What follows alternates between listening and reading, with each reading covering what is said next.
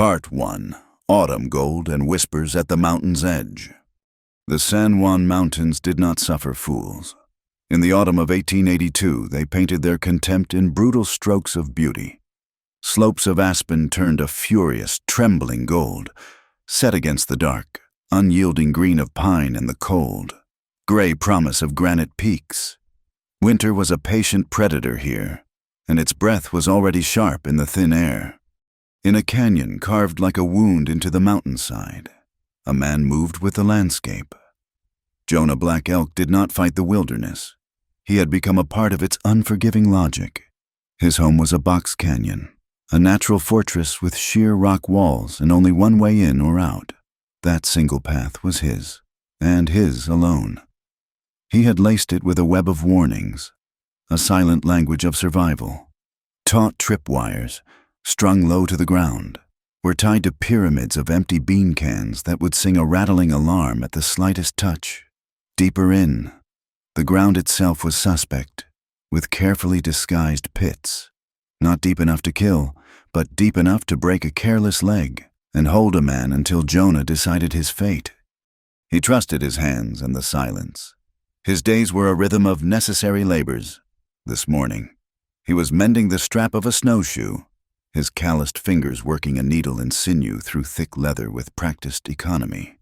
His face, a testament to his mixed Lakota and European blood, was a mask of concentration. Framed by black hair that fell past his shoulders, a single hawk feather was tied into one braid, a quiet emblem of a past he never spoke of. His eyes, the color of dark, wet earth, missed nothing. They scanned the canyon entrance, noted the way the wind stirred the pines, and measured the slow crawl of the sun. His fire was the heart of his small world. He built it each evening in a stone-lined pit, not for show, but for life. It was a small, disciplined blaze, giving off just enough heat to cook his food and ward off the deepest chill. Its smoke, a thin, disciplined column rising into the vast, indifferent sky. This fire was his boundary. A circle of warmth and light in a world that offered little of either. It was a declaration: I am here, I endure. He sat beside it now, the mended snowshoe resting against a log, watching the venison sizzle over the flames. The world of men of towns, telegraphs, and judgment was a distant, bitter memory. Here, justice was simple. It was the snap of a trap, the fall of an axe, the silent agreement between predator and prey. He had chosen this life, or perhaps it had chosen him. He had come to the mountains to escape the noise, the accusing stares, the lie that had branded him and sent him running. Here, the only judgment came from the changing seasons and the hunger in a wolf's eyes. It was a cleaner, more honest existence. He had made his peace with solitude, embracing it until it became a second skin. He had forgotten what it felt like to trust another human voice. Miles away, in the burgeoning mining town of Ouray, human voices were a constant commodity, traded over whiskey glasses and plates of stew. At Mrs. Kincaid's boarding house, the air was thick with the smells of baking bread and damp wool, and the low hum of gossip. "Heard the first snows are settling on Red Mountain Pass," a prospector named Jedediah mumbled through a mouthful of potatoes. "It's early for it," replied his companion. "A wiry man named Silas. Means a hard winter, not good for man nor beast." Their conversation, like the creek outside, eventually meandered toward the local legends that kept men talking through long nights. "Speaking of beasts," Jedediah said, lowering his voice, "anyone been up towards the Uncompahgre Gorge lately, near that dead-end canyon?" Silas shook his head, wiping his mouth with the back of his hand. "Not me. Not since old Billiam went looking for a lost mule up that way and came back white as a sheet, talking about bells that ring from nowhere and the ground swallowing you whole." Mrs.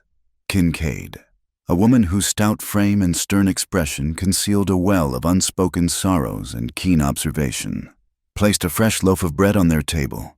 "You're talking about the mountain man," she stated, her voice flat. It wasn't a question. "The half-breed," Jedediah corrected, glancing around as if the man himself might be listening. "Jonah Black Elk. They say he's got that whole canyon trapped. One way in, and no way out unless he allows it. No one dared approach the mountain man's camp, not if they valued their hide. Mrs. Kincaid's lips thinned. She'd heard all the stories. A dangerous loner. A man who'd fled a dark past, but she'd also seen him. Once, years ago, when he'd come into town for salt and flour.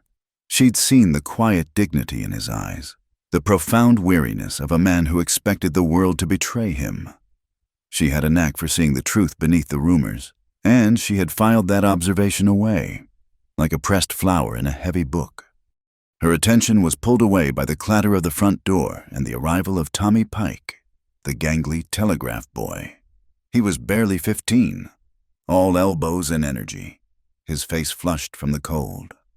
"Message for you, Mrs. Kincaid," he chirped, handing her a folded piece of paper. "Just came over the wire from Durango." She unfolded it, her eyes scanning the neat, terse block letters. "Stop, urgent, stop. Young woman. Ada Merriweather, 24 YRs. Brown hair, blue eyes, traveling to Leadville. Fled stagecoach vicinity. Lizard Head Pass, stop. Believed carrying sensitive railroad documents, stop. Generous reward for information leading to her safe return to custody of Mr. Silas Vane, stop. Mrs. Kincaid's heart went cold. Ada Merriweather. The quiet, pale young woman who had stayed in this very boarding house just last night. The one with the haunted eyes of a bird in a cage, dressed in traveling clothes too fine for these rugged mountains. She'd said she was going to Leadville to be married. Mrs. Kincaid had seen the truth in the tremor of her hand as she paid for her room a bride being led to slaughter. The rumble of the stagecoach wheels had been a monotonous drumbeat marking the final moments of Ada Merriweather's freedom. She sat stiffly, her hands clenched around the worn leather satchel on her lap. Inside, nestled between a change of clothes and a small book of poetry, was the real reason for her journey, a thick, black ledger. Its pages were filled with neat columns of figures and names, a meticulous record of bribes, faulty materials, and deliberately ignored safety warnings. It was the secret history of the Denver and Rio Grande Railway's westward expansion, a story written in corner-cutting and greed, culminating in an entry that detailed the unfortunate accident at a blasting site, an accident that had cost 3 men their lives and been blamed on a single, convenient scapegoat. This ledger was her only weapon. She was to be married to the son of the man who owned the railroad, a political and financial merger sealed with her life. She was property, a piece to be moved on a chessboard of wealth and power. But her father, before he died, had been the railroad's chief accountant, a man with a conscience that had grown heavier than the gold his employers hoarded. He had given her the book on his deathbed. Justice is a heavy thing to carry. Ada, he had whispered, but a lie is heavier. For 2 days, she had been a model of compliance. But as the stagecoach clawed its way up the winding grade of the pass, she saw them, 2 riders, keeping pace with the coach from a distance. They never got too close, but they were always there. One of them she recognized, a hard-faced man named Calloway, one of Silas Vane's most trusted enforcers. Vane was her fiancé's right hand, the man who did the dirty work. His presence meant they knew, or at least they suspected. The pretense was over. Her moment came when the driver pulled the team to a halt to breathe the horses. "Just stretching our legs, folks," he announced. Ada's heart hammered against her ribs. It was now or never. With a quiet murmur about needing some air, she opened the door and stepped out. The other passengers, a portly salesman and a tired-looking mother with 2 children, paid her no mind. Ada kept her movements calm, deliberate. She walked to the edge of the road, pretending to admire the view of the valley below. Then, taking a deep breath of the pine-scented air, she slipped behind a thicket of aspens and ran. She didn't look back. The sounds of the stagecoach, of the world she was leaving, faded behind her. Her fine leather shoes were no match for the rugged terrain. A branch tore at her sleeve, and the hem of her traveling skirt caught on the underbrush. All that mattered was the weight of the satchel in her hand, the debt to the truth it contained. The sun began its descent, bleeding orange and purple across the western sky. The adrenaline that had fueled her flight gave way to a bone-deep chill. She was lost. The forest, which had seemed a welcoming sanctuary, was now a labyrinth of shadows and strange noises. A wolf howled in the distance, a lonely, predatory sound that echoed the fear in her own heart. She was a city-bred woman, utterly unprepared for the raw, untamed power of the wilderness. Despair was beginning to set in when she remembered the words of the boarding house owner, Mrs. Kincaid. The woman had seen the terror in Ada's eyes and had pulled her aside, her voice a low conspiracy. "If you're running from something, you can't outrun on a road," she had said. "Sometimes the only way is to go where no one else will follow. They say there's a man up in the canyons, lives alone, wants nothing from nobody. They call him a ghost, a savage. But I think he's just a man who wants to be left." It was a fool's hope, a whisper in the wind, but as the last light failed, she saw it, high on a distant ridge, so faint it was almost a mirage. A thin ribbon of smoke curled into the darkening sky. A fire, a person. Hope, sharp and painful, pierced through her fear. It didn't matter who it was a chance. With her gaze fixed on that fragile gray line, Ada Merriweather began to climb. Back in his canyon, Jonah Black Elk stood up, the half-eaten piece of venison forgotten in his hand. The evening air was still, carrying scents with perfect clarity. He smelled pine, cold stone, wood smoke, and something else, something that didn't belong. It was the faint, foreign scent of perfume and fear, carried on the down-canyon breeze. His eyes narrowed, scanning the treacherous path that led to his camp. For a moment, there was nothing. Then he saw a flicker of movement in the deep twilight. A shadow detaching itself from other shadows. It was clumsy, hesitant, not the sure-footed tread of a deer or the prowl of a mountain lion. It was human. A muscle tightened in his jaw. For years, no one had come this far. The rumors and his traps had been an effective wall, but the smoke from his fire, his small circle of safety, had betrayed him. It had become a beacon for a stranger. He reached for the rifle leaning against the rock beside him. The cold weight of the stock a familiar and unwelcome comfort. The silence of his world had been broken, and Jonah Black Elk knew, with a certainty that settled like ice in his gut, that trouble had finally followed him up the mountain. Part 2. Until a lost bride was caught in his trap. The climb was a brutal reckoning. Ada's lungs burned in the thin, cold air, each breath a painful gasp. The smoke was her only compass, a fragile thread pulling her upward through a tangled maze of rock and shadow. Her fashionable traveling boots were shredded, the thin soles offering little protection against the sharp stones that littered the ground. Every muscle screamed in protest. Night was falling fast, swallowing the last of the autumn gold and leaving behind a world of stark, menacing silhouettes. She knew she was entering the territory of the man from the stories, the dangerous recluse, Mrs. Kincaid's warning echoed in her mind. They say he's got that whole canyon trapped. Every step was a gamble. She scanned the ground ahead, her eyes straining in the gloom, searching for the telltale signs of a tripwire or a disguised pit. The fear of being caught by Silas Vane's men was a fire at her back, but the fear of what lay ahead was a wall of ice.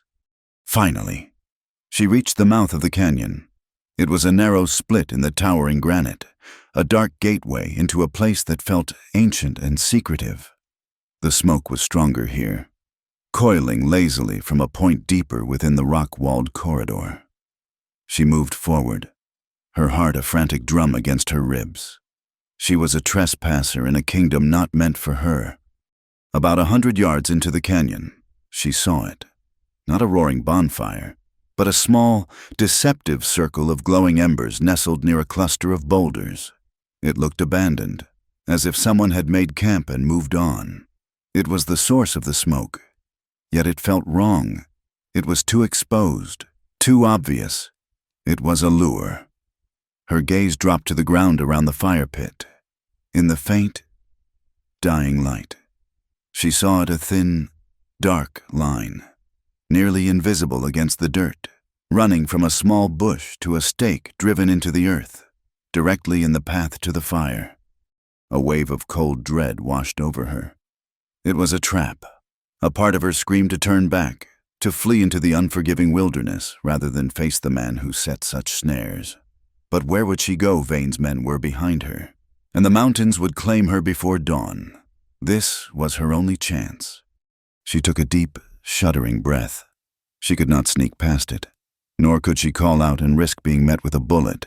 She had to announce herself, but on her own terms. She had to prove she was a threat that needed to be negotiated with, not an animal to be dispatched.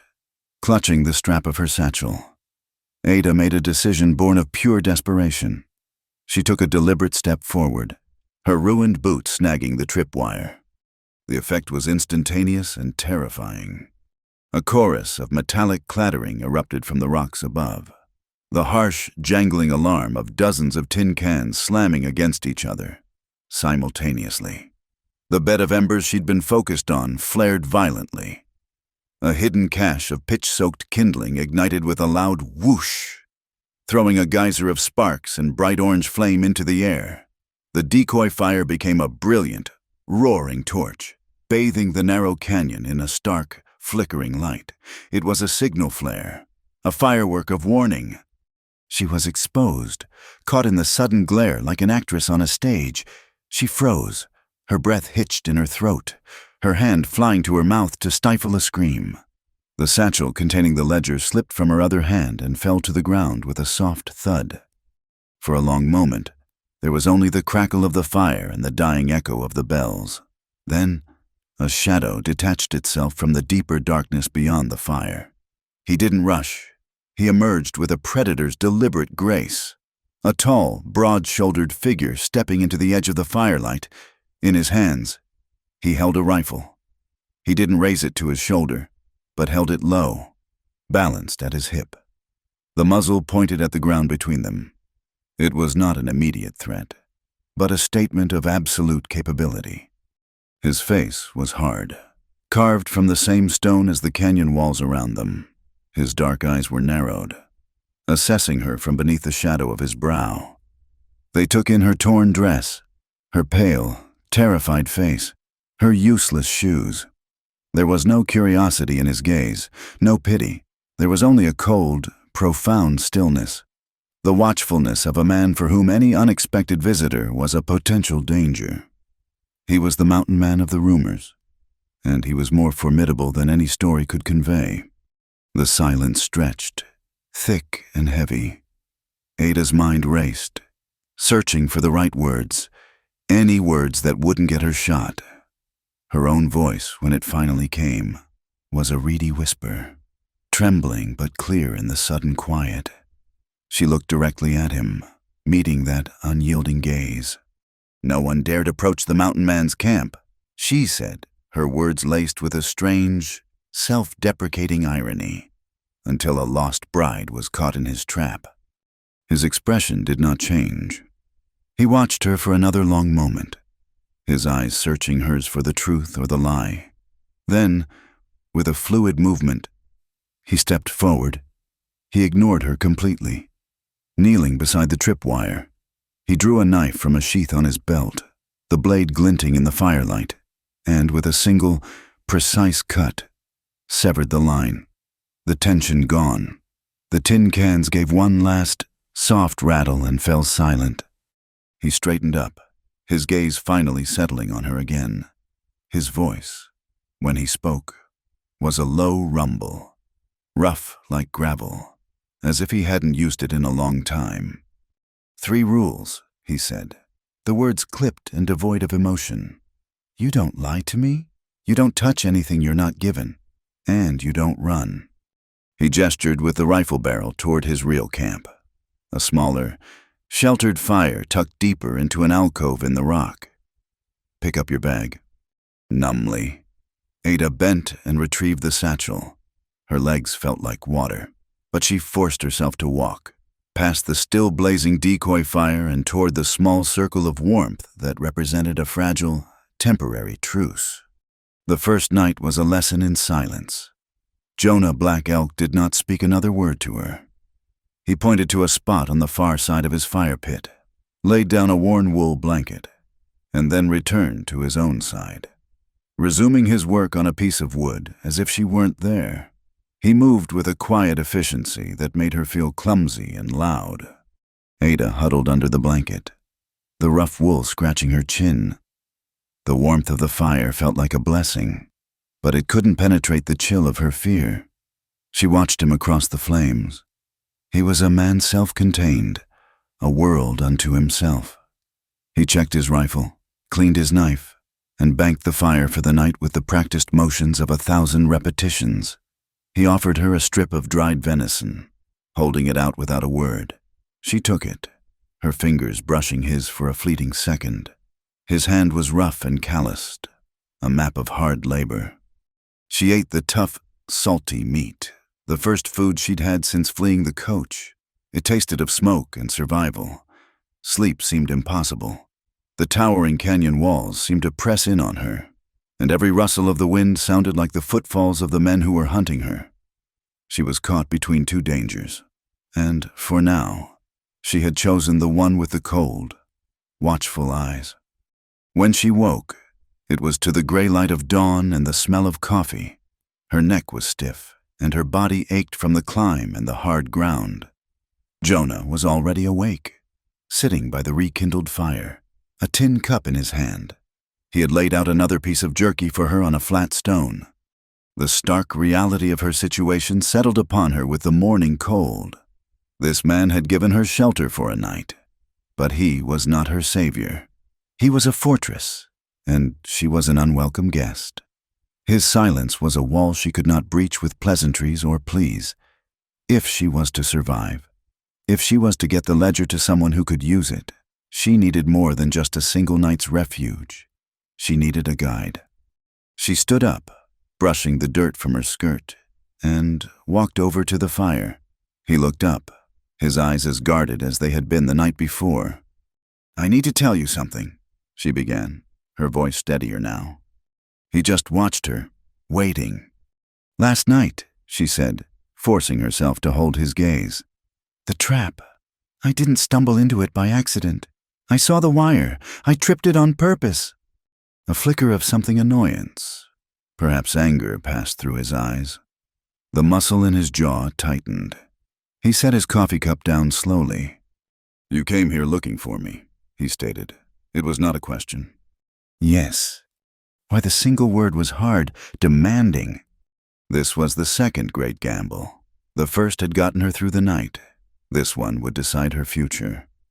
"I am not a lost bride," she confessed, the words rushing out of her now. "I am a runaway.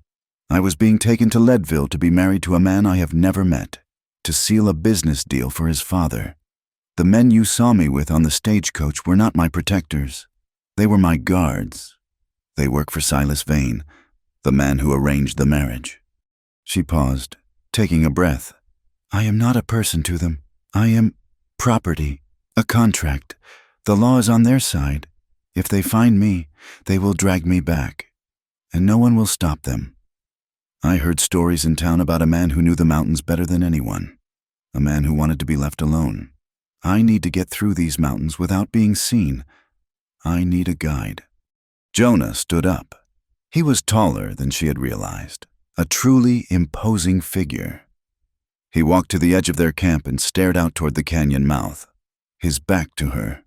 The silence stretched again, but this time it was not empty. It was filled with her desperate plea and his cold, simmering anger. He despised being used. The world of men was a world of lies and manipulation, the very poison he had come here to escape. And this woman, this fragile-looking creature from that world, had brought its deceit right to his doorstep. She had calculated her approach, used his traps against him, and now sought to use his knowledge for her own ends. "You should not have come here," he finally said, his voice low and dangerous. He turned to face her, and the cold neutrality in his eyes had been replaced by a raw, contained fury. "This is my place. I owe you nothing. I owe your world nothing." Ada flinched, but stood her ground. "I am not asking you to save me," she said, her voice shaking slightly but firm. "I am asking for passage. I can pay." He gave a short, harsh laugh. "With what you have nothing that I want." "I have this," she said, and kneeling, she opened her satchel and pulled out the black ledger. She held it up. "This is why they are hunting me. It's proof. Proof of corruption, of crimes. It is the truth, and I believe that is something you might value." He looked from the book to her face, his expression unreadable. He had offered her 3 rules: no lies, no touching, no running. In less than a day, she had confessed to a calculated deception. She had offered a bargain he had no reason to accept. She had trapped herself far more effectively than his snares ever could have. Now, she could only wait for the judgment of the man who held her life and the truth in his hands. Part 3. A Trial by Fire and the Rules of Survival. Jonah Black Elk did not look at the ledger. He stared at the thing as if it were a coiled rattlesnake, a black-bound vessel of the very poison he'd fled. The woman Ada held it out to him, her face a pale mask of desperation in the cold morning light. Her confession of calculated deceit echoed in the canyon, a betrayal of the sanctuary he had so fiercely protected.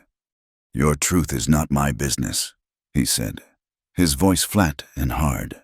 He turned away from her and the book, busying himself with the fire, his movements sharp and angry. "The world outside those walls is dead to me. Its crimes, its justice, they're nothing but noise." "But this noise followed me here," Ada insisted, her voice gaining a sliver of strength. "And it followed you, too, didn't it? That's why you hide in a place like this." He froze, his back rigid. He did not turn to face her, but the silence that followed was more damning than any shout. He had built his fortress against the world, but this woman had walked through his gates carrying a mirror, and he did not like the reflection. "One more day," he finally bit out, kicking a log into the fire with the heel of his boot. Sparks flew into the air like angry wasps. "The sky is turning. A storm is coming. You stay until it passes. Then you are on your own." He picked up his rifle and an empty game bag and strode out of the camp without another word, leaving her alone with the crackling fire and the weight of his refusal. The days that followed fell into a harsh, unspoken rhythm. Jonah did not throw her out. The sky to the west grew heavy, the color of a spreading bruise, confirming his prediction. He ignored Ada, moving about his daily rituals with a focused intensity that made it clear she was an unwelcome observer. He checked his snare lines, returning with a pair of rabbits. He split firewood, the sharp, rhythmic thwack of his axe echoing off the canyon walls. He was a man in constant, purposeful motion. Ada, left to her own devices, understood that to be idle was to be useless, and to be useless was to be a burden he would soon cast off. Her education in survival began not with lessons, but with observation and desperation. She watched how he banked the fire to conserve wood, how he cleaned the rabbits with swift, economical motions, how he scanned the ridgeline constantly, his attention absolute. Her first attempts to help were pathetic failures. She tried to fetch water, and he stopped her with a single, sharp gesture, pointing to a nearly invisible film on the standing pool she'd chosen. "Never drink still water," he grunted, pointing farther upstream to where the creek ran fast over clean stones. "There, or you'll die of a gut sickness before the snow does." She watched him mending a tear in his leather tunic and, later, tried to stitch the ripped hem of her own skirt using the flimsy needle and thread from her travel case. The fine needle bent against the heavy wool, and her stitches were clumsy and weak. She saw him glance at her work, a flicker of something unreadable contempt, or maybe a shadow of pity in his eyes. He said nothing. The canyon, which had at first seemed a prison, slowly began to reveal itself as a teacher under his grudging, minimalist guidance. Ada learned to see. She learned that the frantic activity of squirrels in the pines meant a storm was close. She learned the difference between the tracks of a deer and a mountain lion. She learned that the taste of the air could tell you if it would bring rain or snow. Her soft city hands grew chapped and sore. Her muscles ached with a deep, unfamiliar weariness. But for the first time since fleeing the stagecoach, she felt a flicker of something other than fear, a nascent sense of capability. But as a fragile routine began to form, the tension between them remained, a taut wire of unspoken secrets. Ada never mentioned Silas Vane by name, referring to him only as the man my fiancé works for. She was terrified that speaking the name of such a powerful man would somehow conjure him, or worse, make Jonah realize the true extent of the danger and cast her out for good. He knew she was holding back. He could see it in the way her eyes would cloud over, the way she would fall silent whenever the conversation strayed too close to the specifics of her flight. Jonah, in turn, was a fortress of his own history. One afternoon, while he was washing at the stream, he pulled off his shirt to scrub away the grime of his work. Ada, who had been gathering fallen branches nearby, inadvertently glanced over. Her breath caught in her throat. His back and left shoulder were a landscape of old, silvery scars, a puckered, jagged network that spoke of a violent, fiery agony. They weren't the clean scars of a knife fight, but the messy, raised tissue of a severe burn. She looked away instantly, a hot flush of shame rising in her cheeks for her intrusion. But the image was branded in her mind. It was the physical record of the past he refused to speak of, a testament to a pain far deeper than she could imagine. The wilderness, too, held its secrets and its threats. The howling of wolves grew bolder each night, their calls echoing down the canyon, a hungry choir singing just beyond the firelight. They were a constant reminder of the thin veil of safety their small camp provided. Then came the other sign. One morning, Jonah returned from his patrol of the canyon entrance, his face grimmer than usual. He said nothing to her, but she saw him studying the ground, his eyes narrowed. Later, she saw what he had been looking at, a single, partial boot print in a patch of soft earth near the trail, just inside the canyon mouth. It was not his moccasin print. It was the clear, defined heel of a factory-made boot. Someone had been there, scouting. Vane's men were no longer a distant threat. They were a presence, testing the borders of his world. The discovery coiled the tension in the camp even tighter. The jangling of the tin can alarms, which had once been a source of terror for Ada, now became a sound of constant anxiety. Every strong gust of wind that whistled down the canyon would set them off in a brief, rattling chorus, making her jump and her heart pound. One afternoon, a particularly strong wind sent the cans into a frantic clatter. Ada flinched, dropping the water basin she was carrying with a loud splash.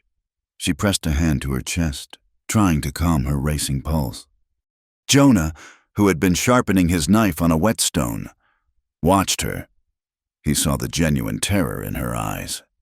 For a long moment, he was still.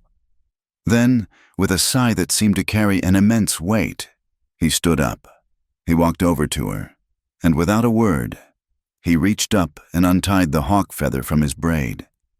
He went to the nearest bell trap, the one that caught the wind most often, and carefully, with surprising dexterity, tied the feather to the tripwire, just above the knot of cans. Ada stared, confused. "The feather will move first," he said, his voice a low rumble. He didn't look at her. "It will catch the wind. Dance with it. The sound will be softer. A man's foot is heavy. It makes the can scream." He nudged the wire with his finger, and the feather fluttered, causing only the faintest, softest tinkle from the cans. "Now," he finished, turning to walk back to his fire. "You'll know the difference." It was the first crack in his armor, a small, almost imperceptible act of kindness. He had given her a piece of himself, a way to parse the sounds of her fear. It was not forgiveness, not acceptance, but it was something, a fragile, unspoken acknowledgement that her fear was real, and that, for now, they shared it. That night, the storm he had predicted finally broke. It came not as a gentle snowfall, but as a raging blizzard, a furious assault of wind and ice. The temperature plummeted, and the wind shrieked through the canyon like a vengeful spirit, driving the snow horizontally, erasing the world in a swirling vortex of white. Their small alcove offered meager protection. The wind tore at their fire, siphoning away its heat and threatening to extinguish it entirely. Jonah built up the rock wall on the windward side. But the cold was a physical entity, a predator that seeped through their clothes and into their bones. They huddled on opposite sides of the sputtering fire, wrapped in their blankets. But it wasn't enough. Ada's teeth began to chatter uncontrollably. She drew her knees to her chest, trying to shrink into a smaller and smaller ball. But the cold was relentless. A deep, leaden numbness began to creep into her fingers and toes. Through the swirling snow, she saw Jonah watching her.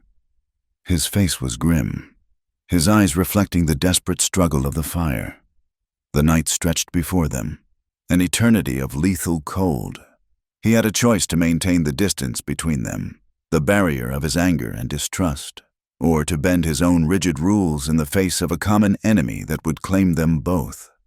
He fought the battle internally, his jaw set, then, with a harsh, resigned breath that plumed white in the frigid air, he rose. He walked over to her side of the fire, his large frame blocking the worst of the wind. He was carrying his thickest pelt, a heavy buffalo hide that served as his mattress and his shield against the worst of winter. He didn't speak. He didn't have to. He draped the heavy hide over her shoulders, then sat down beside her, close enough that their sides were almost touching. He pulled the edge of the hide over himself, creating a shared tent of warmth. The air beneath the hide was instantly warmer, filled with the scent of wood smoke, leather, and the unfamiliar, clean scent of the man beside her. It was a shocking, profound intimacy. This was not a gesture of affection. It was a pragmatic act of survival, a truce declared not with words, but with the simple, desperate sharing of body heat. They sat in silence for hours as the blizzard raged around them. Two strangers pressed together against the cold. Ada could feel the solid warmth of his body against hers, a steady, living presence in the heart of the storm. The violent chattering of her teeth subsided. She was still cold, but the deadly, creeping numbness began to recede.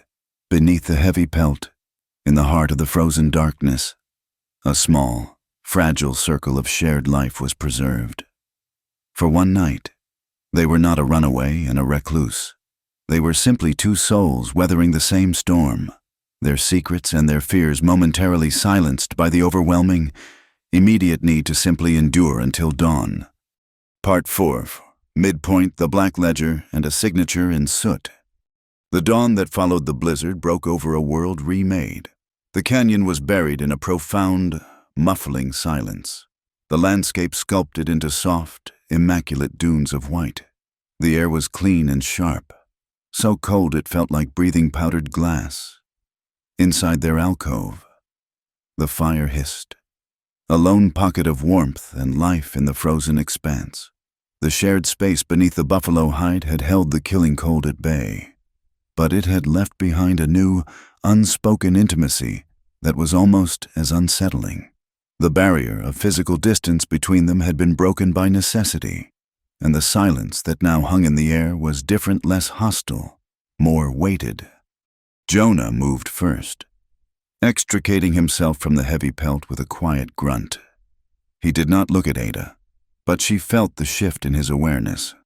She was no longer just an intruder, a piece of unwelcome baggage.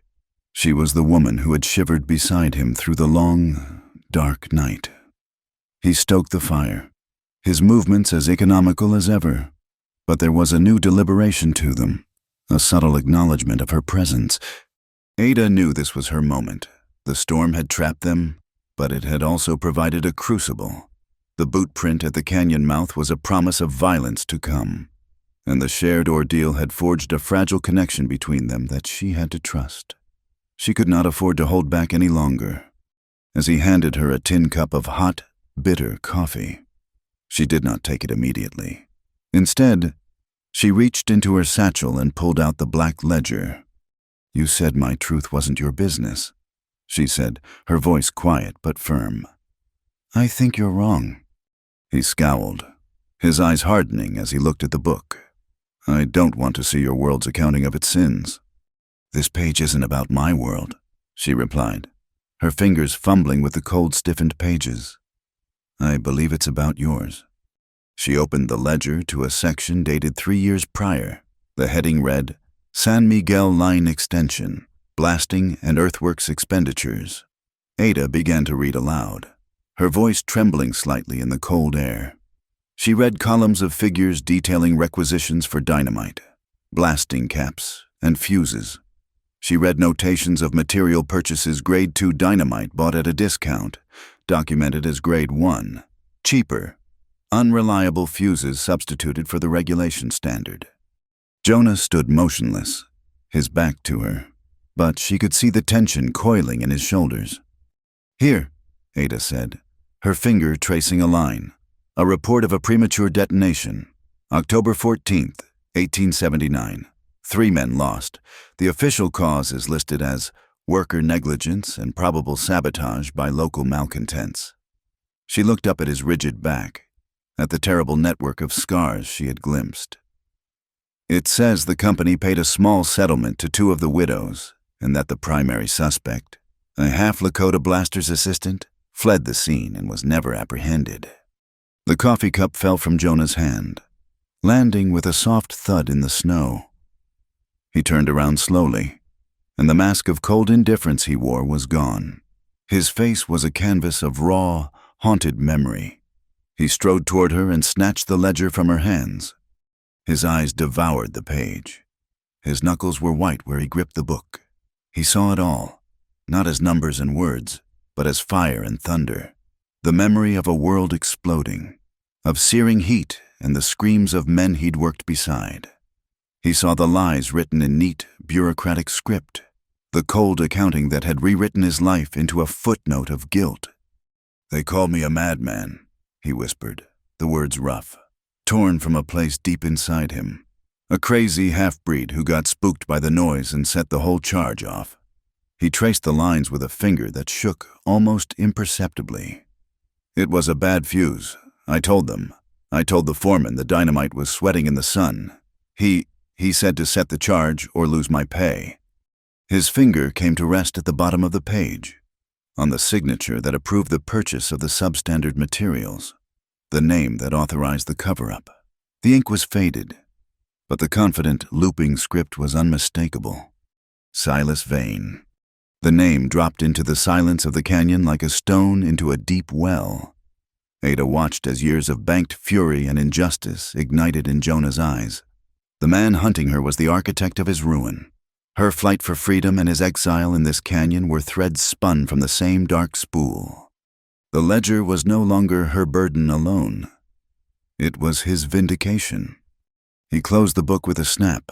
The decision was made.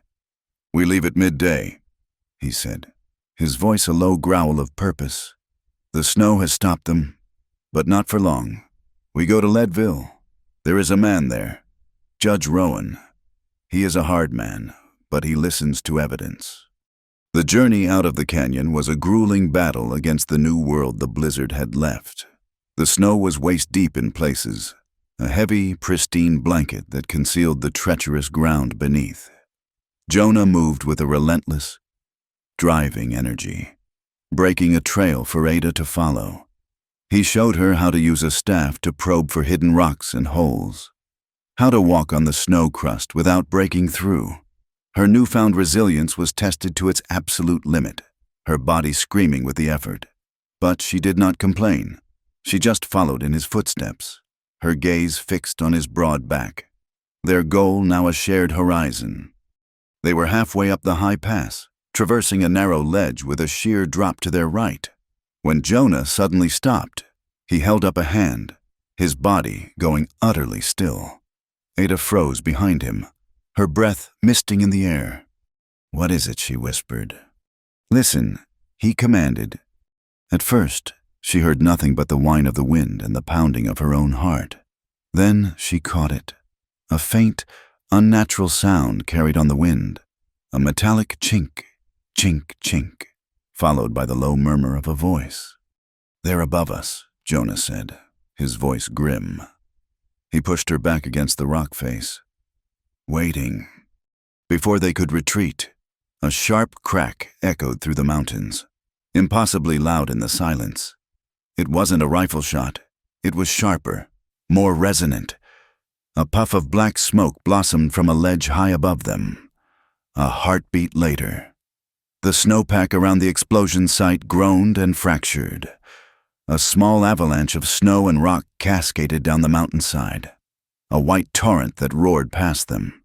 50 yards down the path they had just cleared, completely obliterating the trail. They were cut off. Another explosion, this one closer, sent a shower of rock fragments peppering the snow around them. A rifle shot rang out, the bullet whining past Ada's ear and smacking into the granite behind her with a puff of stone dust. "Move!" Jonah roared, grabbing her arm and pulling her along the ledge. The next hour was a blur of terror and adrenaline. They were scrambling across the exposed face of the mountain, using every rock and outcrop for cover. The men above were professionals Pinkertons. By the cold efficiency of their attack, they weren't trying for a lucky shot. They were using small, tactical charges of dynamite to herd their prey, triggering slides to block escape routes and flush them into the open. It was a terrifying display of modern, calculated violence against the raw, ancient landscape. A charge detonated just above their heads. The concussion threw Ada against the rock wall. She cried out as a sharp, searing pain shot through her left forearm. A piece of flying rock, sharp as a razor, had sliced through her coat and sleeve, leaving a deep, bleeding gash. "I'm hit," she gasped, stumbling. Jonah didn't hesitate. He half-dragged, half-carried her around a bend in the ledge, finding temporary shelter behind a massive granite boulder. Their path ahead was blocked by a deep, 20-foot chasm, a crack in the mountain that was impassable. It was a dead end. "They have us," Ada panted, clutching her bleeding arm, despair beginning to set in. Jonah ignored her, his eyes scanning the chasm. Then he looked at the rock face beside them. He reached into a crevice hidden by a snow-covered bush and pulled on something. A thick, knotted rope, frozen stiff, came free. It was one of his emergency caches, a lifeline he had set for himself long ago. To use it now was to dismantle a piece of his own hard-won security. With swift, practiced motions, he anchored one end to a sturdy rock outcropping, testing it with his full weight. He tossed the other end across the chasm, where it snagged on a gnarled, frozen pine root. "We have to cross," he said, his eyes boring into hers. "I'll go first. You follow right behind me." He looked at her arm, the blood a stark crimson against the white snow. He knew she couldn't make it on her own. "Give me your hand." There was no time for fear or hesitation. Ada looked from his outstretched hand to the chasm, then back to his determined face. She nodded. He went across the rope with the agility of a mountain cat, his body low, his movements sure. Once on the other side, he braced himself, holding the rope taut. "Come," he yelled over the wind. Ada took a deep breath and started across, her heart hammering. The rope swayed sickeningly over the drop. Halfway across, her injured arm gave out. Her grip slipped. She cried out as she dangled, her boots scrabbling for purchase against the sheer rock. Before she could fall, Jonah was there. He had shimmied back to the middle of the rope. He grabbed the front of her coat with one powerful hand, his other arm wrapping around her waist, lifting her as if she weighed nothing. "Don't look down," he commanded, his voice a low growl right next to her ear. "Look at me." She did, her terrified eyes locking with his. In that moment, suspended over the abyss with bullets whining past them. She placed her entire existence in his hands. He held her tight against him, shielding her body with his own as he shuffled the rest of the way across the rope. They collapsed onto the far ledge together, safe for the moment. Without pausing, Jonah drew his knife and sliced the rope, sending it tumbling into the chasm below. Their escape route was gone, but so was their pursuers. They scrambled into a deep crevice, a small cave hidden from view, as the Pinkertons, realizing their prey had escaped, fired a few more frustrated shots before their voices faded, shivering from cold and shock. Jonah tore a strip of cloth from his own shirt and began to tend to Ada's arm, his large, rough hands surprisingly gentle as he cleaned and bound the wound.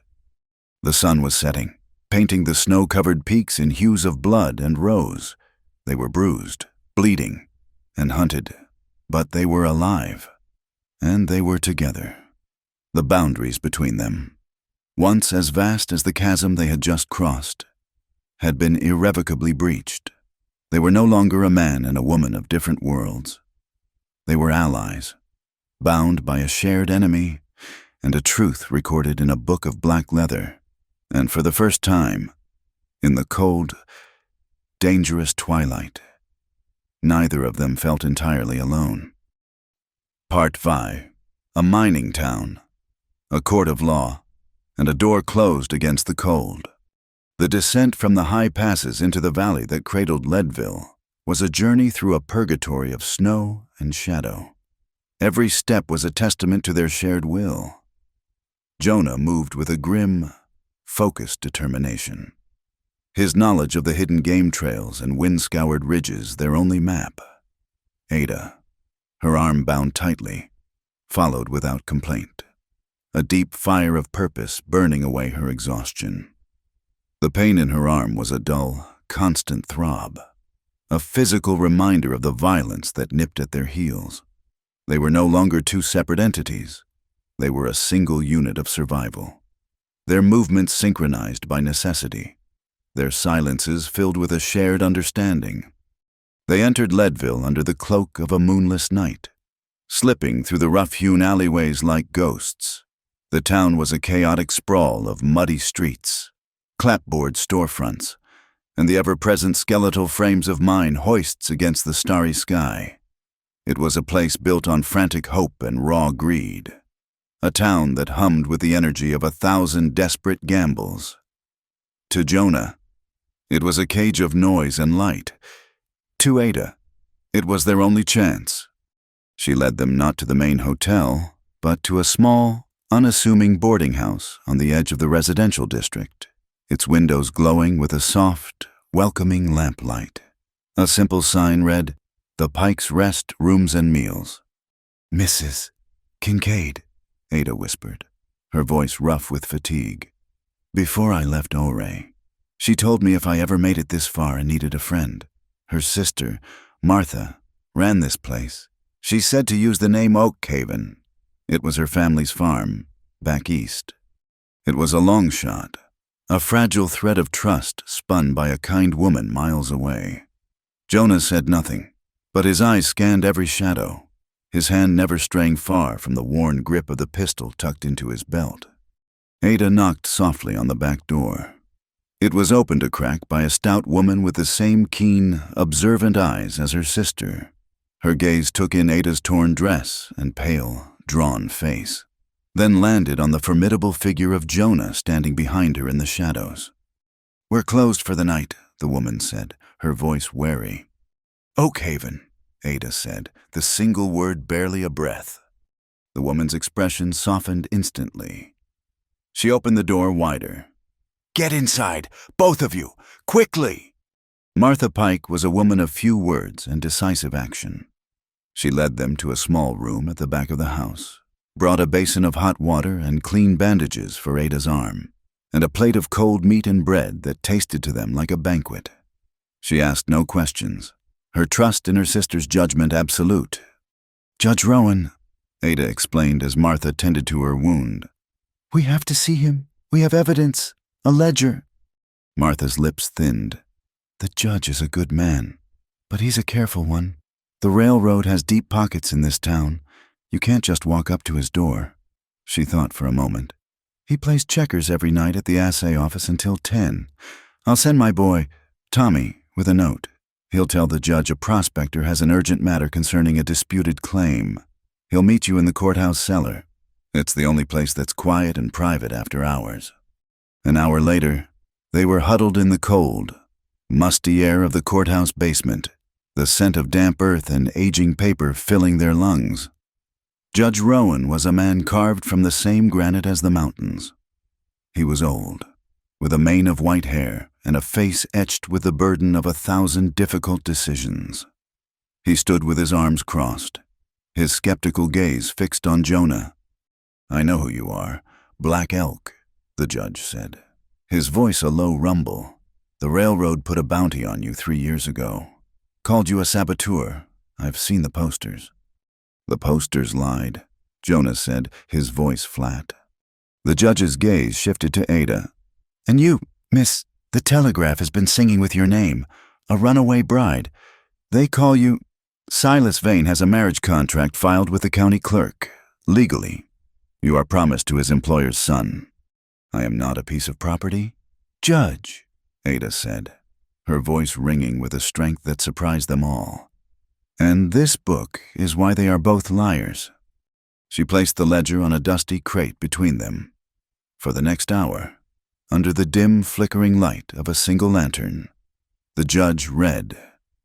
He turned the pages slowly, his expression growing grimmer with each entry. He saw the pattern of corruption, the deliberate endangerment of men for profit. He saw the details of the explosion, and he saw the name signed at the bottom of the page, Silas Vane. When he was finished, he closed the book and looked at Jonah, his eyes holding a new understanding. He saw not the wild-eyed fugitive from the posters, but a man who had been grievously wronged. "This ledger is dynamite," the judge said, his voice heavy. "But Vane's signature on its own isn't enough to hang him. It needs corroboration. I'll send a priority telegraph to the federal marshal's office in Denver. I'll request a warrant for Vane's arrest and a full investigation into the railroad's practices. But it will take time. A day, maybe 2. He looked from one to the other, his gaze lingering on their exhausted faces.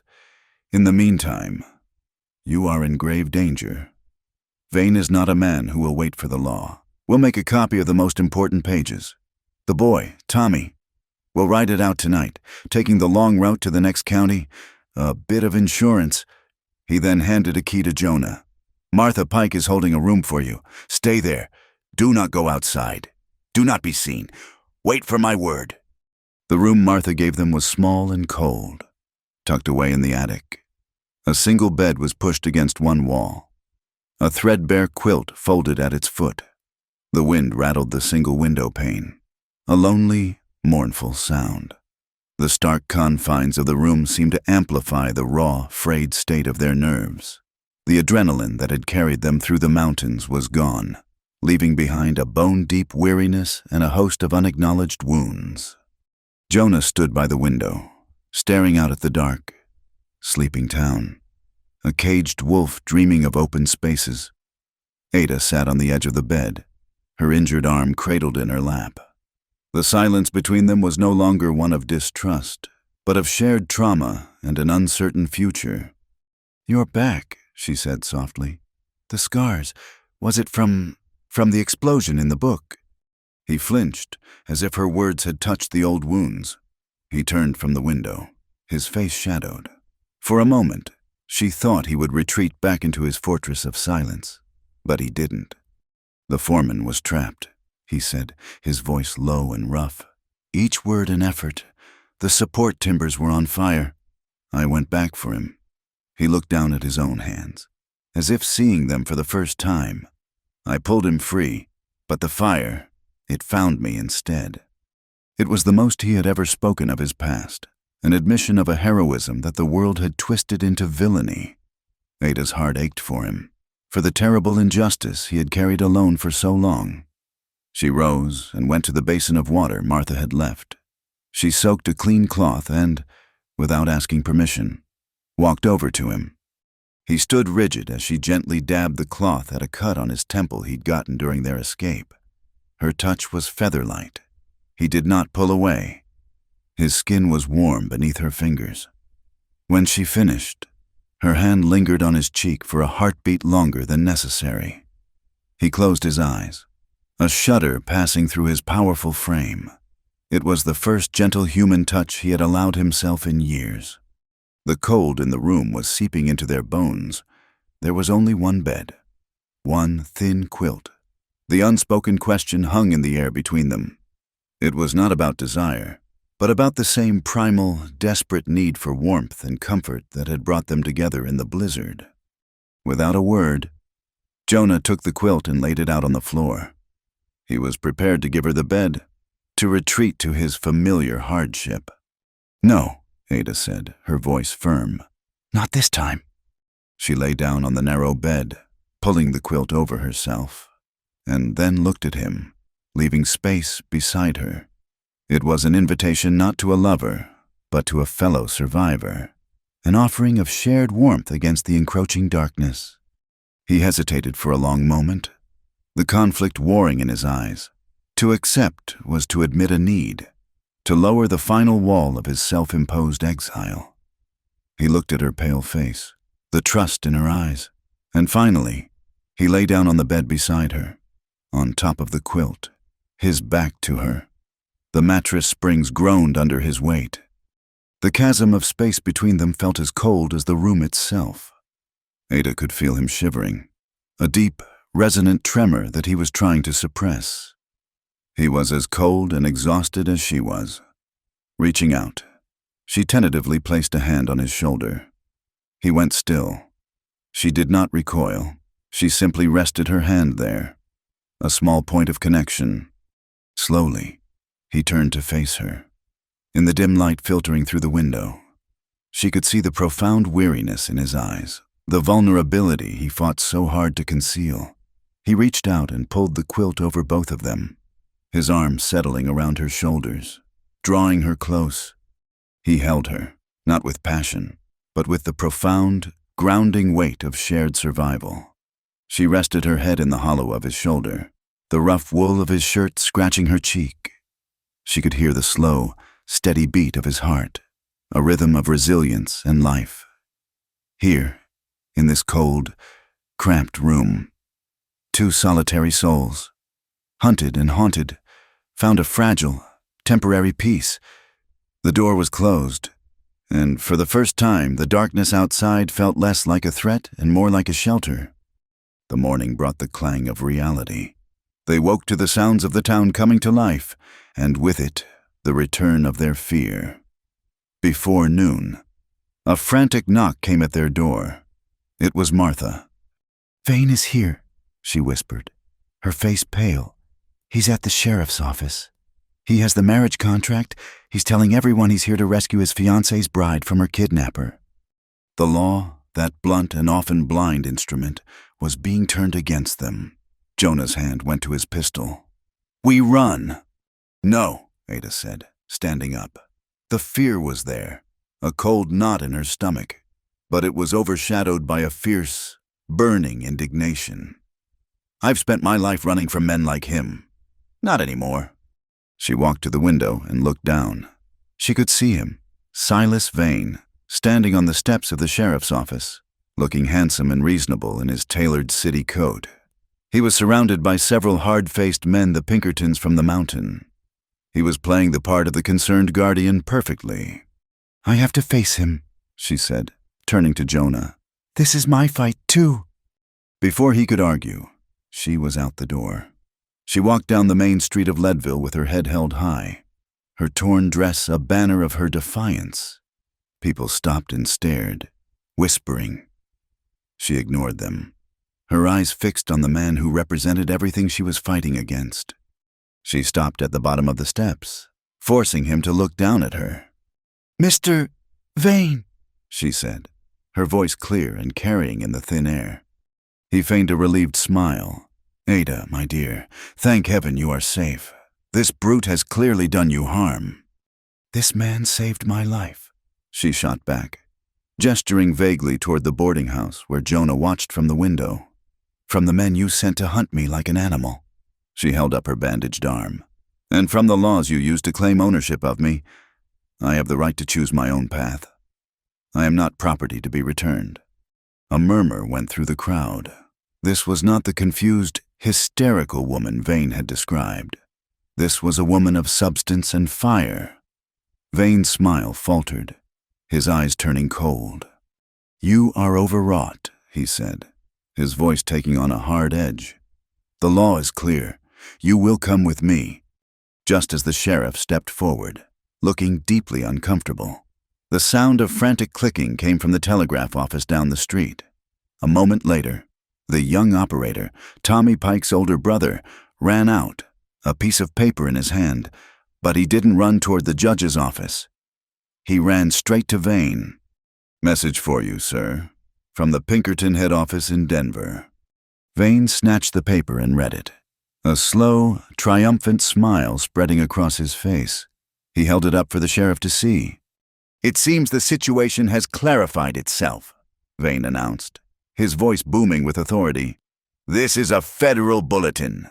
Jonah Black Elk is a fugitive, wanted for questioning in connection with industrial sabotage and the murder of 3 men. Miss Merriweather is now considered a material witness and an accomplice by the authority of the Pinkerton Detective Agency. I am placing this entire town under lockdown until they are apprehended." The trap had sprung. Vane's men fanned out, their rifles suddenly visible. The faces in the crowd turned from curious to fearful. The judge's warrant from Denver had not come. The law had arrived. But it was Vane's law, delivered by wire and backed by guns.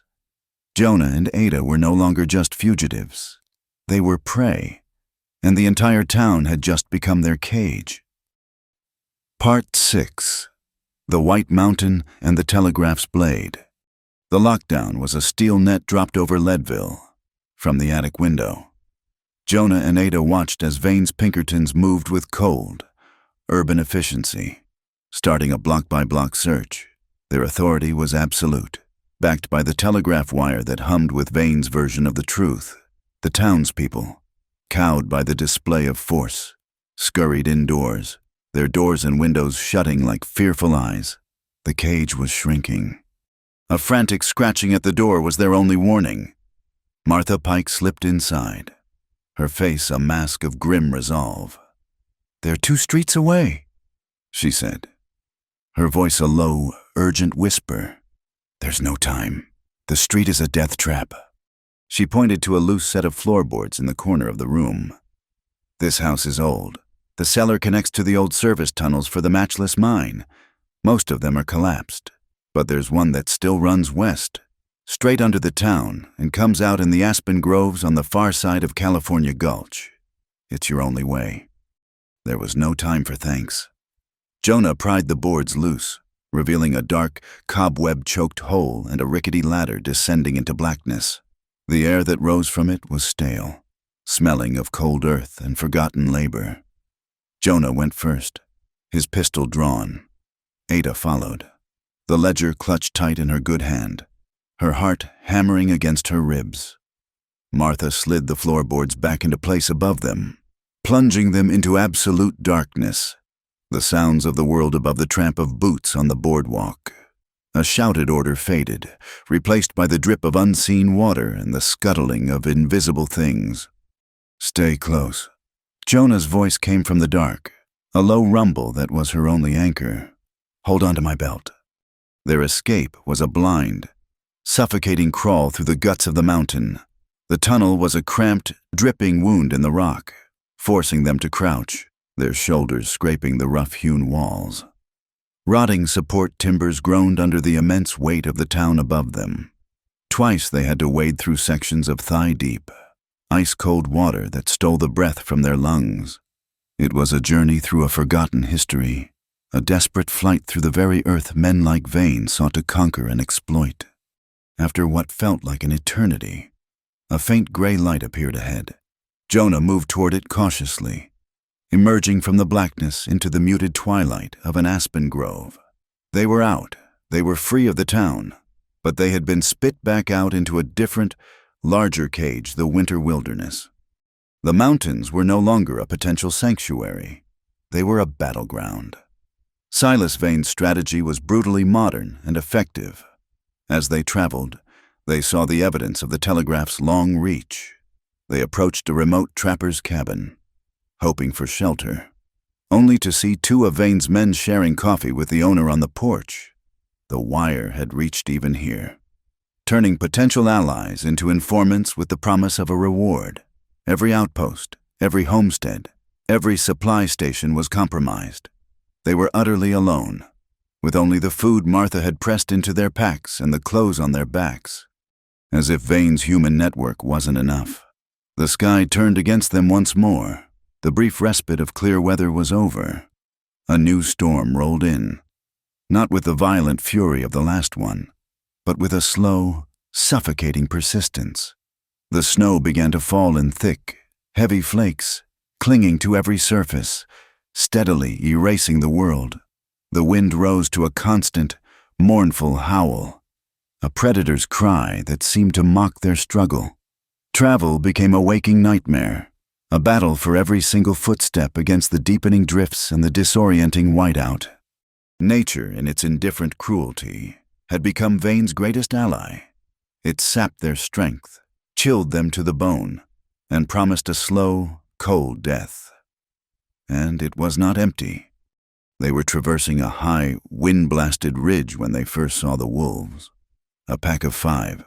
They were gray phantoms against the snow, loping along a parallel ridge, their heads low. They were not attacking, just watching, pacing them. They were a patient jury, waiting for the fugitives to weaken, to falter.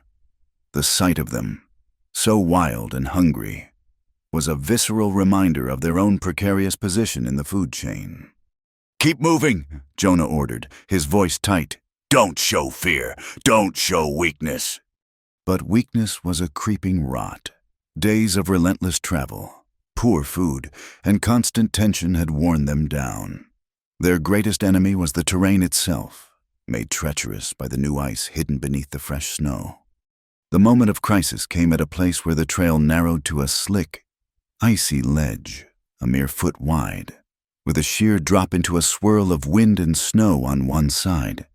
Jonah went first, his moccasins finding purchase on the treacherous surface. He reached the other side and turned, holding out a hand for Ada. Slowly, he coached, test every step. Ada took a deep breath and started across. Halfway, her foot slipped on a patch of black ice. She cried out, her arms windmilling for balance as she fell backward, sliding toward the abyss. Jonah reacted with pure instinct. He lunged, his powerful hand clamping onto her wrist like a manacle. He caught her, but their combined momentum and the slick footing betrayed him. He was pulled off balance, with a guttural roar of effort. He twisted his body, planting his feet and using his own weight as an anchor. He stopped her fall, her body dangling over the edge. But he paid a terrible price. A sharp, tearing sound, like thick canvas ripping, was followed by an explosion of pain in his left shoulder. He felt the muscles and ligaments give way as the joint was wrenched violently from its socket. A wave of blackness and nausea washed over him, but he held on, his jaw clenched. His entire focus narrowed to the single, desperate task of holding onto Ada's wrist. "Climb," he grunted, the word a pained gasp. "Use my arm. Climb." Somehow, she did. Scrabbling with her boots against the rock face, pulling with her free hand, she managed to find purchase and haul herself back onto the ledge, collapsing in a heap. Jonah stumbled back, his left arm hanging limp and useless at his side, his face ashen, beaded with a sweat that instantly froze in the biting wind. The wolves on the far ridge stopped their loping. They sat down in the snow, watching, their yellow eyes glowing with a renewed interest. They had smelled blood, had sensed the shift in power. "Jonah!" Ada cried. Scrambling to his side, she saw his arm, the unnatural angle of the shoulder beneath his tunic. "You're hurt." "Dislocated," He bit out, leaning heavily against the rock wall, his breath coming in ragged pants, and torn badly. Panic, cold and sharp, tried to claw its way up Ada's throat, but she ruthlessly shoved it down. The woman who had fled the stagecoach, the terrified city dweller, was gone. In her place was a woman forged in the crucible of the mountains. She looked at Jonah, the invincible guide, now pale and vulnerable. She looked at the watching wolves. She looked at the swirling snow. The lessons he had taught her through his actions and his grudging words coalesced into a single, clear thought. If we stop, we die. We have to put it back in, she said, her voice steady. He stared at her, a flicker of surprise in his pain-glazed eyes. He nodded weakly. What followed was a brutal, agonizing procedure born of pure necessity. Following his gasped instructions, she braced her foot against his side, took his wrist in both her hands, and pulled. She pulled with all her strength, closing her eyes against his grunts of agony. There was a sickening, wet pop as the joint slid back into place. Jonah cried out, a raw, strangled sound, and then slumped against the rock, his body trembling. He was alive. He was functional, but he was severely weakened. The leader was now the lead. Ada took charge. She tore a long strip from her own petticoat, the last vestige of her former life, and fashioned a sling to immobilize his arm. She checked the small supply of food they had left. She scanned the terrain ahead, her eyes no longer seeing just a terrifying wilderness, but a landscape of signs and possibilities, just as he had taught her. The wind is coming from the northeast, she said, her voice filled with a newfound authority. That means the lee side of this ridge should have less drift. There's a thicket of pine down there. It's shelter. We can rest there, and the wolves won't follow us into the tight spaces. He looked at her, and for the first time, he did not see an outsider. He saw a partner.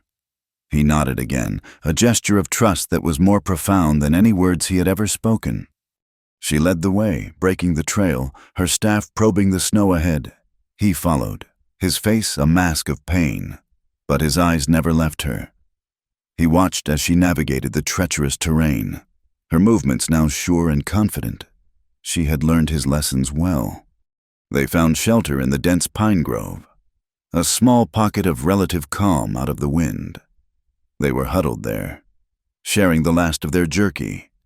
When they heard a low moan that was not the wind, it was human. Jonah was instantly alert, his good hand reaching for his pistol. Ada put a hand on his arm. Wait. She moved cautiously toward the sound, pushing aside a snow-laden bough. There, at the base of a small rock slide, was a man.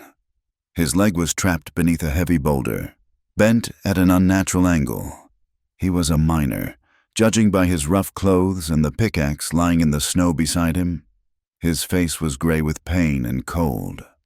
"Help me," the man rasped, his eyes fluttering open. "Please." This was a critical choice. To help him would cost them precious time and energy they did not have. He was a liability, another mouth to feed with no food. Leaving him was the logical, strategic choice. Jonah looked at Ada, leaving the decision to her. His face was a hard mask, but his eyes asked a silent question. Who are we now? Ada looked at the trapped man, his face a mirror of the desperation she had felt so many times on this journey. She thought of Mrs. Kincaid, of her sister Martha, the small acts of human decency that had been their only salvation. "We help him," she said, her voice unwavering. It took them nearly an hour of back-breaking, freezing work, using a long, sturdy branch as a lever and the last of their combined strength. They managed to shift the boulder just enough for the man to drag his shattered leg free. He was delirious with pain, but lucid enough to speak. "My name is Hector," he managed, his teeth chattering. "Hector Ruiz. I have a small claim up here. Was checking my lines when the slide caught me." He looked from Jonah's sling to Ada's determined face. You saved me. Vane's men passed through here yesterday. They offered me gold for any sign of you. I told them nothing." He coughed, a racking, painful sound. "They think you'll try for Mosquito Pass. It's the only way through before the deep snows block it. They'll be waiting for you there. But there is another way. An old way. The Utes called it the path that hides in the earth. It's a series of caves and lava tubes that run beneath the pass itself. Hope, fierce and unexpected, flared in Ada's chest. "It's dangerous," Hector warned. "Dark, but it will take you clean under their noses. I can draw you a map. In return for this," he gestured to his leg, and to them. An act of humanity, freely given, was now being repaid. While Jonah stood guard, his gaze sweeping the silent, snow-filled woods. Ada sat with Hector. She gave him the last of their water and used a piece of her own coat to help bind his leg, with a piece of charcoal from their meager fire and a strip of birch bark. He sketched a crude but detailed map, his hands shaking with pain and cold. As he finished, he looked up at Ada, his dark eyes filled with a weary gratitude. "Be careful, Señorita," he whispered. "The mountain. She is a cruel mother, but sometimes she rewards those who show a good heart." With the map clutched in her hand, Ada looked over at Jonah.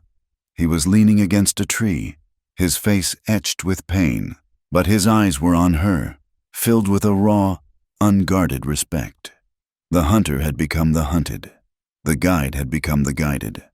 And in the heart of that frozen, merciless wilderness, they had discovered that the only thing more powerful than the technology that pursued them, or the nature that sought to kill them, was the simple, stubborn, and profound resilience of the human spirit.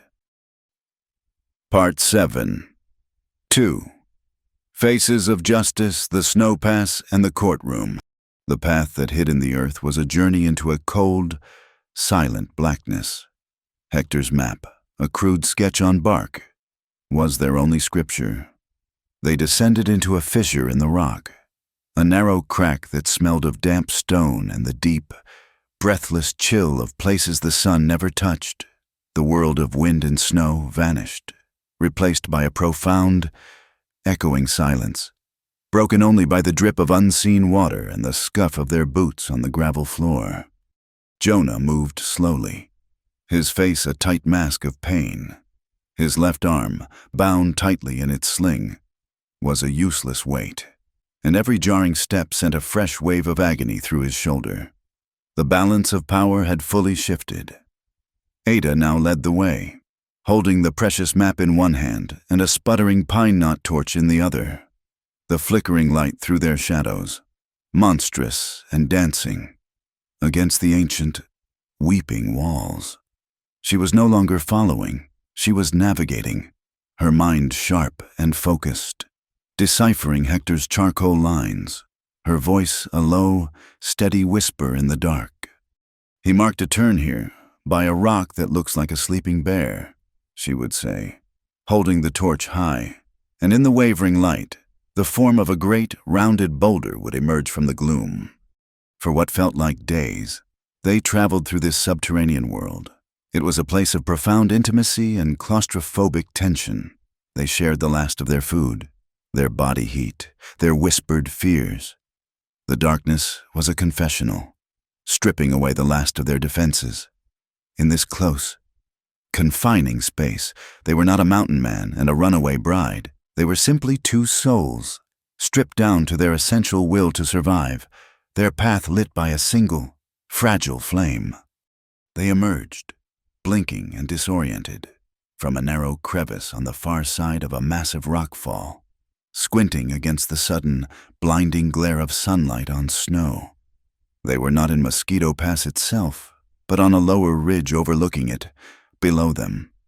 The main trail wound through the deep snow, unnaturally silent and empty. Above them, on the high, windswept spine of the mountain, they saw why. 3 figures, silhouetted against the brilliant blue sky, moved with a clear, deadly purpose. Silas Vane and his 2 remaining Pinkerton agents, they weren't waiting in ambush. They were preparing an execution. One of the agents was carefully planting sticks of dynamite into the snow cornice directly above the pass, a string of deadly pearls along the mountain's edge. Vane stood directing them, a general on his field of battle, arrogant in his certainty. He wasn't just setting a trap. He was preparing to unmake the mountain itself. "He's going to bring the whole ridge down," Jonah breathed, his voice a low, horrified growl. He leaned heavily against the rock, his good hand clenched into a fist. "He won't just kill us. He'll bury the pass for the rest of the winter. He doesn't care who gets caught in it." It was the logic of a man for whom the world was a resource to be consumed or an obstacle to be demolished. Ada stared, her heart turning to ice. This was the man she was supposed to marry into, this casual architect of destruction. "They think we're still behind them," Ada whispered. "They think we have to come through that pass." Jonah's eyes weren't on Vane. They were on the opposite side of the high ridge, on a vast, untouched bowl of snow, heavy and unstable, its surface shimmering with a tension she could now almost feel. He saw the faint fracture lines, the way the wind had sculpted the drifts into a precarious, deadly balance. Vane was focused on his own power, his own dynamite, blind to the greater, more terrible power that lay waiting just a few hundred feet away. "He's using too much charge," Jonah said, a new, dangerous light in his eyes. "He's so sure of his own fire. He can't see the mountain is already holding a lit match. A plan, desperate and brilliant, began to form behind the pain. We're not going to run from his avalanche. We're going to start our own." While Jonah and Ada watched their execution being prepared, another form of justice was grinding into motion in the cold, formal air of the Leadville courthouse. Judge Rowan had convened an emergency session of the district court. The room was mostly empty, giving the proceedings a stark, theatrical gravity. The town sheriff stood uncomfortably by the door. Martha Pike sat alone in the back pew, her hands knotted in her lap. At a table near the front sat a portly, well-dressed lawyer from Denver, a man hired by the railroad, his face a mask of smug condescension. "Your Honor," the lawyer began, his voice booming with practiced indignation, "this is a flagrant abuse of judicial process. My client, Mr. Vane, a respected agent of the railroad, is engaged in the lawful pursuit of a dangerous fugitive and the recovery of a compromised ward of the court. These proceedings are based on nothing more than the hysterical fabrications of a runaway woman and the hearsay of a known criminal." Judge Rowan, his face impassive, gestured to the court clerk. "Enter into the record Exhibit A, a sworn copy of pages from a ledger belonging to the Denver and Rio Grande Railway, provided by the courier Thomas Pike, who rode through the night to ensure its safe delivery." The judge held up the copied pages. "These pages, Mr. Davies, detail a systematic pattern of fraud, the purchase of substandard materials, the falsification of safety reports, the bribery of a federal inspector." His voice was cold and precise, each word a hammer blow, all culminating in an entry detailing the cause of the San Miguel line explosion of 1879, an incident that cost 3 men their lives. The lawyer, Davies, waved a dismissive hand. "Forgeries, Your Honor, clearly. A desperate attempt by the fugitive Black Elk to deflect from his own guilt." "Is it?" the judge countered, his eyes boring into the lawyer. "Because the signature on these authorizations, a signature appearing on nearly every fraudulent transaction, is that of your respected agent, Mr. Silas Vane. And it seems that Mr. Jonah Black Elk, far from being the saboteur, was the only man who tried to warn the foreman of the danger." A low murmur came from Martha Pike in the back row. The sheriff shifted his weight, his eyes wide. Circumstantial Davies blustered, though a sheen of sweat was now visible on his brow.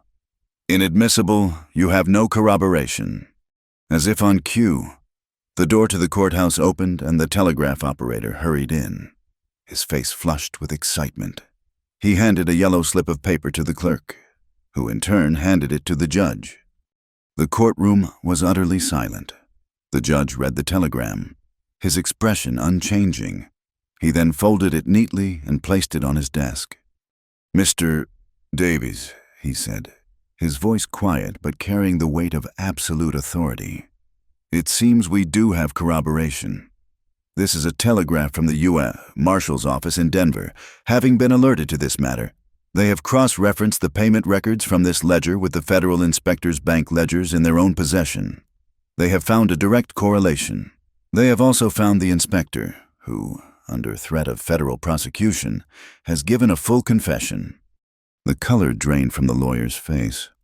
"A federal warrant has been issued for the immediate arrest of Silas Vane on charges of conspiracy, fraud, and 3 counts of negligent homicide," the judge declared, his voice ringing through the silent room. "Furthermore, Jonah Black Elk is hereby exonerated of all charges related to the 1879 incident. The bounty is revoked. He is a free man." He looked directly at the sheriff. "Sheriff, you will form a posse. You will proceed to Mosquito Pass, and you will execute this warrant." On the mountain, justice was moving faster, and with a terrible elemental fury. Working with his one good arm, his movements economical and precise despite the pain. Jonah fashioned a crude but effective trigger. He used the last of his tinder, a small lens from his supply pouch, and a tripwire made from the sinew he used for repairs. He anchored it to a loose rock on the opposite side of the ridge, in the heart of the unstable snowfield. The theory was simple when the rock was disturbed. It would pull the wire, which would focus the midday sun through the lens onto the tinder. It was a silent, patient trap. "It's ready," he breathed, his face beaded with sweat. He and Ada were huddled behind a jagged outcrop of rock, a small, triangular cave that would be their only refuge. When Vane and his men moved to light their fuse, "I'll trigger it. The vibration should be enough to start the slide. When it goes, press yourself as far back into this hollow as you can. Do not look out until I say." They watched, their breath held, as Vane gave the final order. The 2 Pinkertons moved toward the dynamite charges, their tools glinting in the sun. This was the moment. Jonah took a deep breath and, with his good hand, lobbed a small stone high into the air. It arced across the sky and landed perfectly, squarely on the loose rock he had chosen. For a heartbeat, nothing happened. Then, a tiny wisp of smoke curled up from the tinder. The dry grass flared. The fire caught a bundle of dried pine needles Jonah had placed, which erupted with a sharp whoosh and a crackle. It wasn't a loud noise, but the sudden heat and the vibration were enough. The mountain groaned. A crack appeared in the surface of the vast snow bowl, a jagged black line in the pristine white. It widened, and then, with a sound that was not a sound but a deep, gut-wrenching tremor that traveled through the rock itself, the entire face of the mountain gave way. It did not slide, it collapsed. A wall of snow, 100 feet high and half a mile wide, detached itself and fell, roaring down the slope with the power of a breaking dam. Vane and his men turned, their faces masks of disbelief and sudden, stark terror. They had no time to run. The avalanche, a thundering, unstoppable force of nature, swallowed them whole. Jonah grabbed Ada and pulled her deep into the rock hollow as the world dissolved into a maelstrom of white noise and hurricane-force wind. The air was sucked from their lungs, replaced by a suffocating cloud of ice crystals. The ground shook violently, and the roar was absolute, a sound that erased all thought. Then, as quickly as it had begun, it was over. A profound silence fell, broken by the soft trickle of settling snow. Cautiously, they peered out. The landscape was unrecognizable, scoured clean. The high spine of the mountain was gone, and the pass below was buried under 50 feet of snow and rock. There was no sign of the Pinkertons. But life, especially that driven by malice, is resilient. A figure was moving, crawling from a pile of debris near the edge of the slide. Silas Vane, he was battered, bleeding from a gash on his head. But he was alive. He staggered to his feet, his fine city coat in tatters, and saw them. His face, already contorted with rage, became a mask of pure, murderous hatred. He pulled a large revolver from his coat. "You," he screamed, his voice raw. He started toward them, limping heavily. Jonah pushed Ada behind him, drawing his own pistol with his good hand. But his body was spent. The effort of the last few days, culminating in the agony of his shoulder, had taken its toll. His hand was shaking, his vision blurring at the edges. Vane fired. The shot went wide, kicking up a spray of snow. Jonah tried to aim, but a wave of dizziness swept over him. He staggered, his aim wavering. Vane was closing the distance, raising his pistol for a final, careful shot. In that instant, Ada moved. She snatched the heavy pistol from Jonah's trembling hand. It was impossibly heavy, cold and alien. She had never fired a gun in her life. She raised it with both hands, the barrel shaking, and looked down the sight at the monster limping toward them. She saw not just Vane, but the ledger, the explosion, the scars on Jonah's back, the terror on the mountain pass, the cage of the law. She squeezed the trigger. The gun bucked in her hands, the explosion deafening in the silence. Vane cried out, not in death, but in sharp, surprised pain. He dropped his pistol and crumpled to the ground, clutching his thigh where a dark red stain was already spreading across the snow. The shot was decisive, not fatal. It was an act of preservation, not vengeance. Silence returned to the mountain. It was over. They stood over the groaning, defeated man, the black ledger lying in the snow between them. The weight of it seemed to have vanished. Jonah leaned against the rock, his body finally surrendering to its limits. He looked at Ada, at the smoking pistol still in her hands, at the fierce, unwavering strength in her eyes. "I spent years wanting to burn everything I touched," he said, his voice a low, weary rasp. "My past, the railroad, the whole damn world." Ada looked from the vanquished Vane to the man who had sheltered and saved her, the man she had saved in turn. She let the pistol fall into the soft snow. "Because now," she said, her voice soft but clear in the crisp mountain air, "we have something worth holding on to." She reached out and took his good hand, her fingers lacing through his. Their shared warmth was a small, defiant flame against the vast, cold silence of the mountain. Part 8. The Thaw and the Right to Choose. The posse found them 2 hours later, a ragged line of dark figures moving slowly up the scoured pass.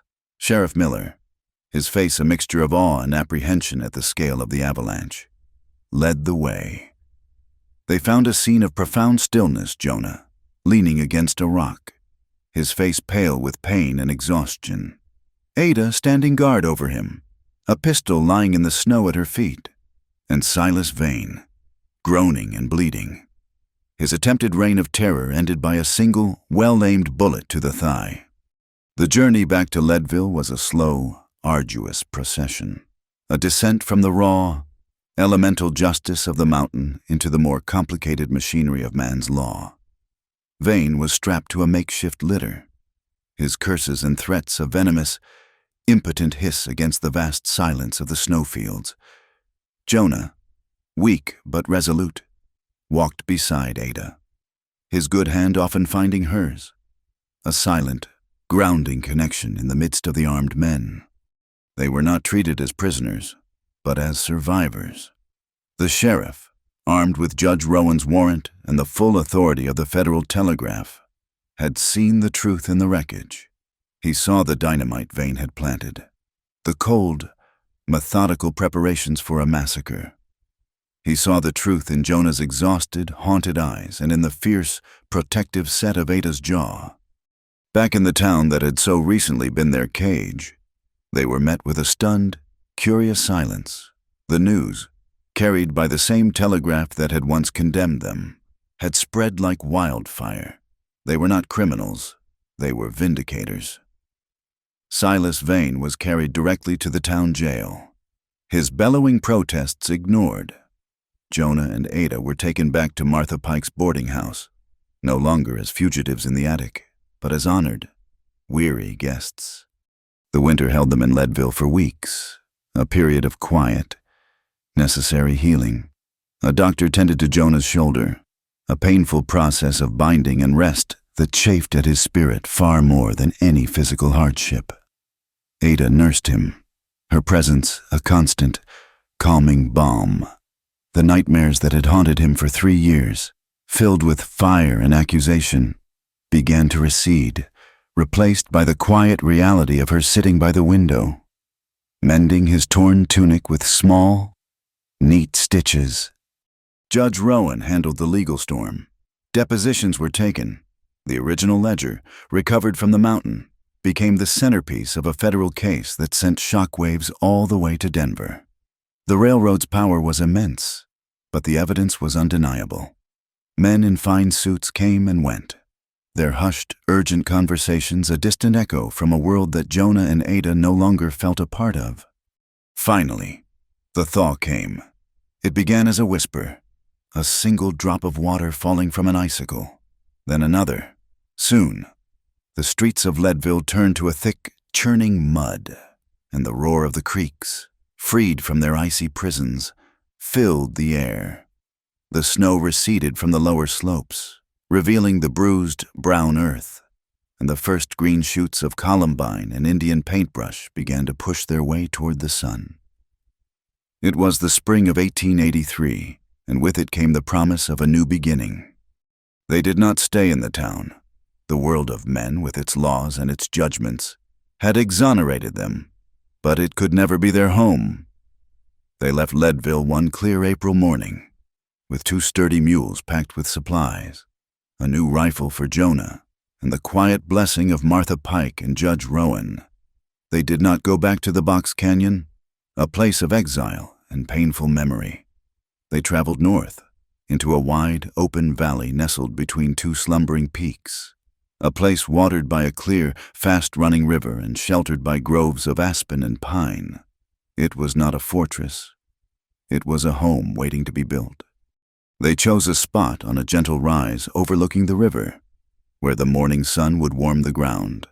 And there, they began to build. The work was hard, a physical conversation between them and the land. Jonah, his shoulder still healing but his strength returning, felled the pines. His axe, once a tool of mere survival, now rang with the clear, constructive purpose of creation. He taught Ada how to notch the logs, how to read the grain of the wood. She, in turn, worked with a tireless energy, peeling the bark, chinking the gaps with moss and mud. Her hands, once soft and pale, now strong and capable.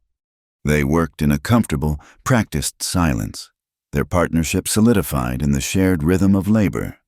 He would start a task, and she would know, without a word, how to finish it.